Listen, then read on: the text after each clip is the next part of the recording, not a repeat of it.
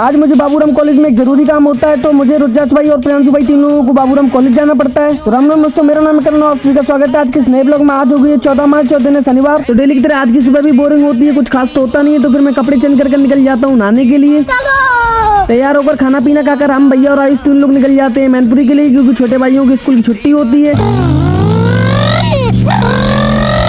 मैनपुरी पहुंचकर भैया किराए पर ही उतर जाते हैं, तो हम और आयुष फिर आ जाते हैं अपने मैनपुरी वाले घर पर गांव से आया हुआ सामान देने के लिए। नहीं सारुण के यहाँ कुछ तो गड़बड़ है। घर पर सामान देकर फिर हम और आयुष दोनों लोग निकल जाते हैं अपनी दुकान के लिए। दुकान पर पहुंचकर दुकान को खोल लेता हूँ, फिर दुकान की साफ सफाई भी करनी होती है। तो फिर मैं झाड़ू उठा के जल्दी से पूरी दुकान में झाड़ू लगा देता हूँ। दुकान की साफ सफाई करने के बाद फिर मैं अपना बैग उठाकर निकल जाता हूँ अपने ऑफिस के लिए। ऑफिस में पहुंचकर मैं अपना पीसी ऑन कर लेता हूं। आपको तो पता ही है मैं आफ्टर इफेक्ट सीख रहा हूं, तो जल्दी से काम खत्म कर आफ्टर इफेक्ट सीखने लगता हूं। मेरा आधा से ज्यादा टाइम तो यूट्यूब पर ही निकल जाता है वीडियो देखने में। कौन सी चीज कैसे यूज करें कुछ समझ में ही नहीं आता है और कोई सिखाने वाला भी नहीं है। ये दुख का खत्म नहीं होता बे। मैं अपना काम ही कर रहा होता हूँ, तो मेरे पास रुद्राक्ष भाई की कॉल आती है कि बाबूराम कॉलेज चलना है, सेकंड सेमेस्टर का फॉर्म भरने। क्या हुई? रुद्राक्ष भाई स्कूल के बाहर आ जाते हैं, तो फिर मैं निकल जाता हूँ बाबूराम कॉलेज के लिए।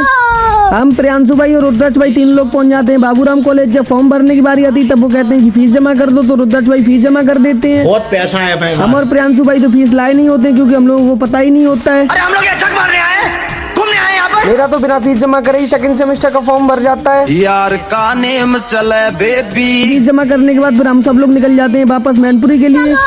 आज स्कूल में डॉक्टर सर की एनिवर्सरी होती है, तो डॉक्टर सर की एनिवर्सरी सेलिब्रेट करने के लिए सभी लोग इकट्ठे हो जाते हैं। तो फिर मैं भी अपना कैमरा ले आता हूँ, सर के फोटो वगैरह शूट कर लेता हूँ। अभी 4 बज रहे होते हैं और मेरे पास प्रशांत भाई की कॉल आती है कि मैं स्कूल के बाहर खड़ा हूँ। तो फिर मैं अपना पीसी शट डाउन कर देता हूँ और निकल जाता हूँ स्कूल के बाहर। स्कूल के बाहर आकर मैं प्रशांत भाई के साथ बाइक पर बैठकर निकल जाता हूँ अपनी दुकान के लिए।